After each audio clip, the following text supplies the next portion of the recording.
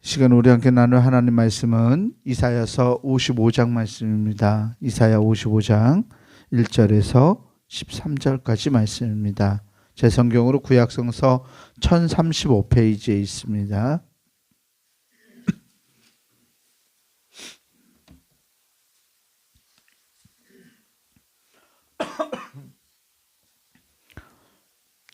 이사야 55장 1절에서 13절까지 말씀입니다.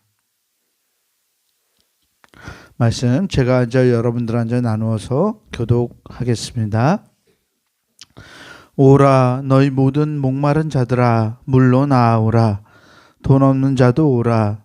너희는 와서 사 먹되 돈 없이 값 없이 와서 포도주와 젖을 사라.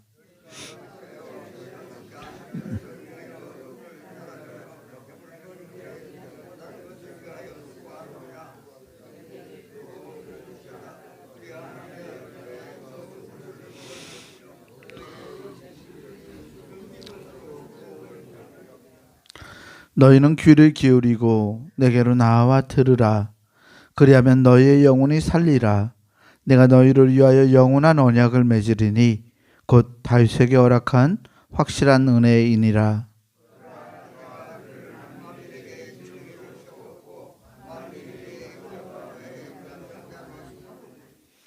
보라, 내가 알지 못하는 나라를 내가 부를 것이며 너를 알지 못하는 나라가 내게로 달려올 것은 여호와 내 하나님 곧 이스라엘의 거룩하신 이로 말미암음이니라. 이는 그가 너를 영화롭게 하였느니라.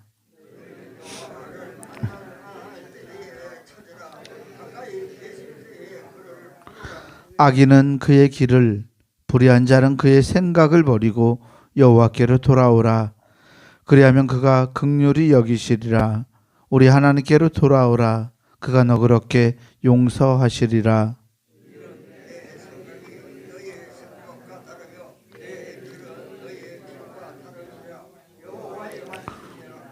이는 하늘이 땅보다 높음같이 내 길은 너희의 길보다 높으며 내 생각은 너희의 생각보다 높음이니라.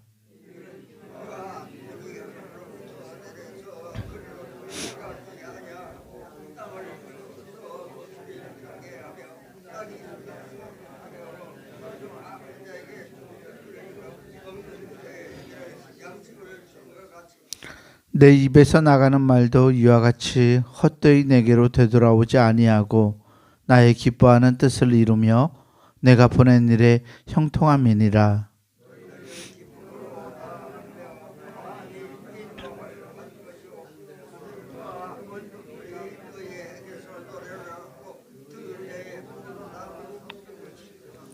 함께 봅니다. 잣나무는 가시나무를 대신하여 나며 화석류는 찔레를 대신하여 날 것이라. 이것이 여호와의 기념이 되며 영영한 표징이 되어 끊어지지 아니하리라. 아멘. 우리 주님이 주시는 은혜와 평강이 오늘 새벽 하나님께 나아가는 우리 모두에게 함께하기를 주의 이름으로 축원합니다. 오늘 이사야서 55장 말씀을 읽었어요. 이 40장부터 시작했던 이 바벨론 시대, 바벨론의 포로로 살아가던 시대에 나타났던 선지자의 예언이 이제 55장으로 또 마무리되게 됩니다. 이사야서가 세 부분 정도로 나뉘어져 있어요. 아시리아의 시절, 그러니까 남왕국 유다가 완전히 무너지기 전에, 바벨론에 무너지기 전에 있었던 이사야 선지자의 예언의 말씀이 있고요. 40장 이후로는 바벨론 포로기 시대를 전제하고 있어요. 포로 시대에 이사야 선지자의 이름을 가지고 하나님의 말씀이 선포되고 포로로 살아왔던 사람들이 한 70년 이상 그렇게 포로로 살아왔던 사람들에게 희망을 주고 하나님의 은혜의 길을 선포하는 메시지가 오늘까지 이어지는 메시지예요. 이제 이 다음 장부터는 또 상황이 바뀌어서 이렇게 귀환한 백성들, 포로기에서 완전히 돌아온 백성들이 느헤미야와 에스라 시대에 이렇게 성전과 성벽을 재건하면서 나타나는 하나님의 말씀을 전하고 있습니다. 오늘 이사야서 55장은 그래서 이 바벨론 포로기에 있는 포로 생활을 하는 백성들에게 던지는 마지막 위로의 말씀이에요. 하나님의 은혜로우신 언약으로 선지자가 그 하나님의 은혜로우신 언약으로 이스라엘 백성들을 초대하고 있어요. 지금까지 말해왔던 놀라운 일, 하나님이 너희들을 이 바벨론 포로 생활에서 끝내실 거다. 더 이상 지겹게 이 포로 생활을 살아가지 않고 하나님이 다시 부르실 거다. 회복시키실 거다. 하나님을 믿어라. 하나님께 돌아오라 라고 이야기하면서 마지막에 이렇게 초청을 하죠. 1절 말씀을 보면 오라 너희 모든 목마른 자들아 물로 나아오라. 돈 없는 자도 오라. 너희는 와서 사 먹되 돈 없이 값 없이 와서 포도주와 젖을 사라. 아멘. 하나님의 은혜로운 하나님과의 동행으로 하나님의 약속 안으로 백성들을 초대하고 계세요. 포도주와 젖이라는 이 단어들을 통해서 우리가 우리에게 떠올리게 하는 게 있죠. 젖과 꿀이 흐르는 땅. 포로 생활을 하던 이들에게 이 말씀은 출애굽 사건을 떠올리게 했어요. 하나님이 값없이 와서 포도주와 젖을 사라고 말씀해요. 오라고 이야기합니다. 그러면서 3절에는 너희는 귀를 기울이고 나에게로 나와서 들어라. 그리하면 너희의 영혼이 살리라. 내가 하나님이 너희를 위하여 영원한 언약을 맺으리니 곧 다윗에게 허락한 확실한 은혜이니라. 아멘. 다윗에게 약속하셨던 언약은 다윗의 후손들로 하여금 하나님이 그 왕국을 영원히 지키시겠다. 영원히 세우시겠다라는 언약이었어요. 바벨론 포로로 끌려갔던 이 사람들에게 다윗의 언약은 어떤 의미였을까요? 이미 나라가 다 사라져 버렸어요. 하나님이 이 왕국이 망하지 않을 거라고 영원히 다윗의 왕국을 세우시겠다고 약속하셨는데 나라가 없어졌어요. 그래서 사람들에게 이 약속이 하나님의 부르심이라고 생각되지 않았을 때 하나님이 그렇게 지금 말씀하시는 거예요. 내가 너희를 위해서 영원한 언약을 맺을 거다. 내가 너희들을 아직도 저버리지 않았다라고 말씀하세요. 다윗에게 허락했던 확실한 은혜, 그 언약을 하나님이 갱신하시겠다라고 말씀해요. 예전에 다윗의 후손들에게만 선포되었던 언약이었지만 이제는 새 이스라엘의 하나님의 백성이 될 모든 이들에게 하나님께서 영원한 언약을 세우시겠다고 말씀하고 계십니다. 그러면서 보라 4절에 내가 그를 만민에게 증인으로 세웠고 만민의 인도자와 명령자로 삼았나니 내가 알지 못하는 나라를 내가 부를 것이다. 너를 알지 못하는 나라가 너에게 달려올 거다. 여호와 내 하나님 곧 이스라엘의 거룩하신 이로 말미암음이니라. 아멘. 하나님이 이스라엘을 세우시고 그 포로된 백성들뿐만 아니라 하나님의 백성들을 모으셔서 새로운 이스라엘을 이루시고 또 그 위에 하나님이 약속하셨던 은혜로우신 언약 그 약속을 이루시겠다고 선포하고 계십니다. 언약이 이렇게 갱신되면 조건이 바뀌게 됩니다.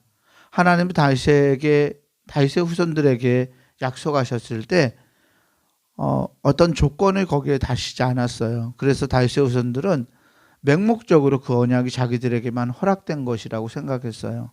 그런데 하나님이 그 다윗의 언약의 조건을 이렇게 바꾸고 계십니다. 오늘 7절 말씀을 보면 악인은 그 6절과 7절을 보죠. 너희는 여호와를 만날 만한 때에 찾으라. 가까이 계실 때에 그를 부르라. 악인은 그의 길을 불의한 자는 그의 생각을 버리고 여호와께로 돌아오라. 그리하면 그가 긍휼히 여기시리라. 우리 하나님께로 돌아오라. 그가 너그럽게 용서하시리라. 아멘. 하나님이 내세우신 조건은 돌아오는 것이에요. 우리는 이것을 회개라고 말합니다. 하나님의 은혜를 알고 하나님께로 삶의 방향을 돌리라고 말씀하세요. 맹목적으로 하나님의 그 약속된 나라를 회복시켜 주는 것이 아니라 돌아오는 자에게, 부르심에 응답하는 자에게 하나님께서 그를 너그럽게 용서하시고 긍휼히 여겨주실 것이라고 말씀하세요.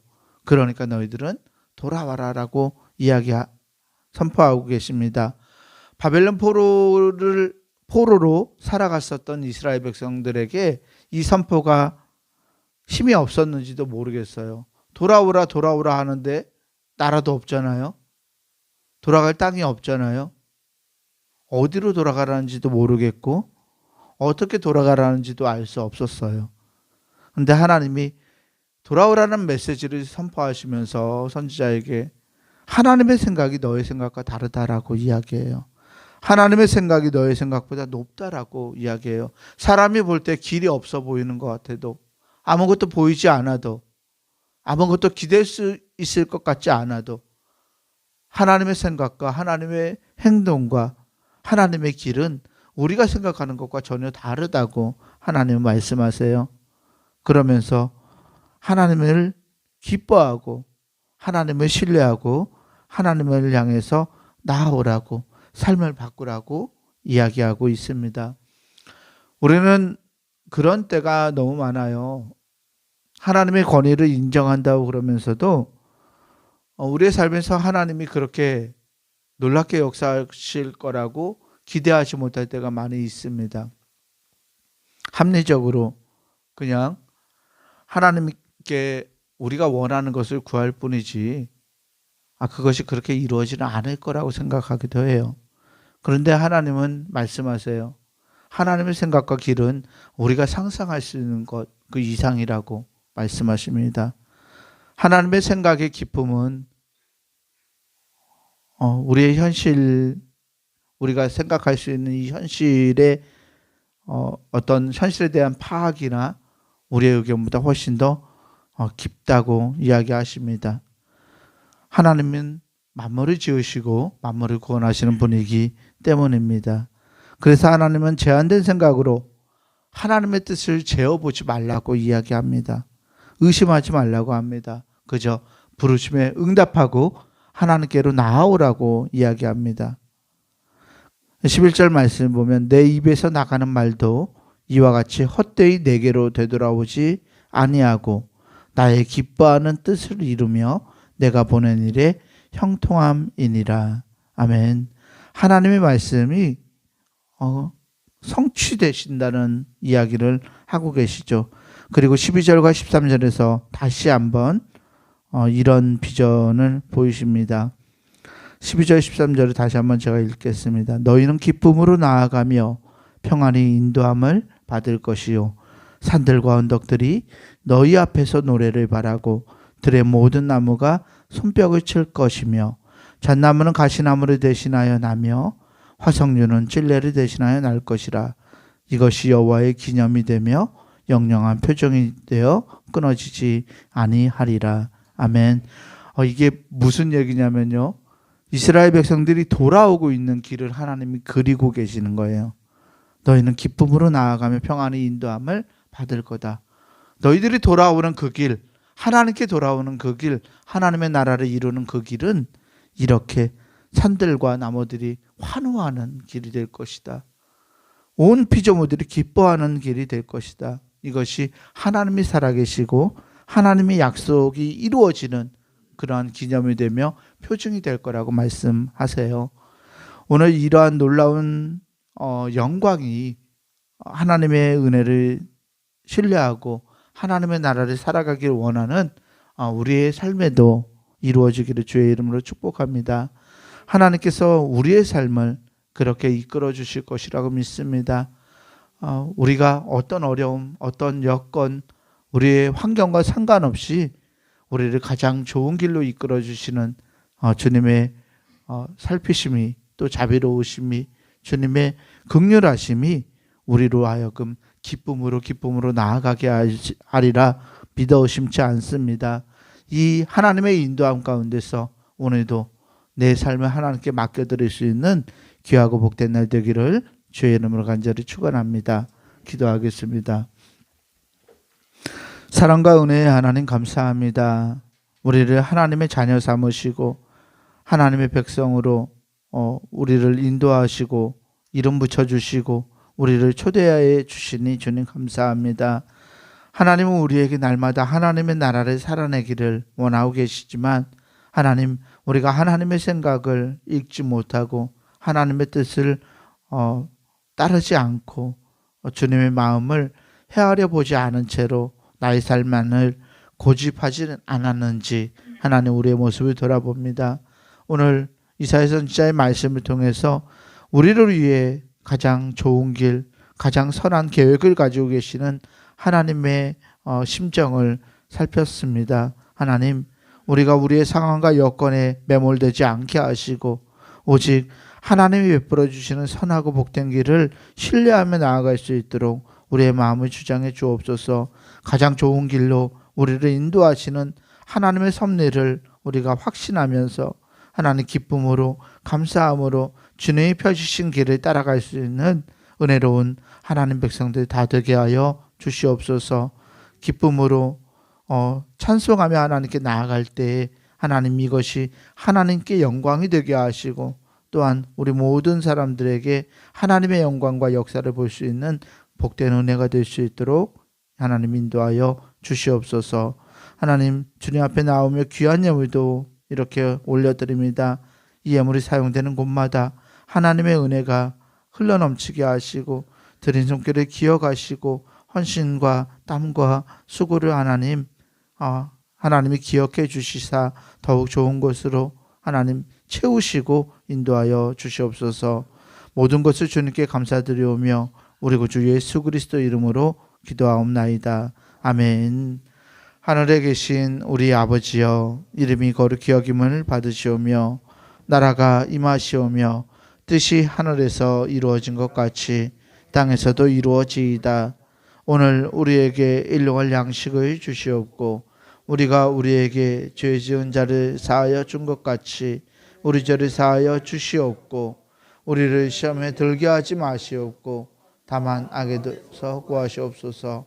나라와 권세와 영광이 아버지께 영원히 있사옵나이다. 아멘.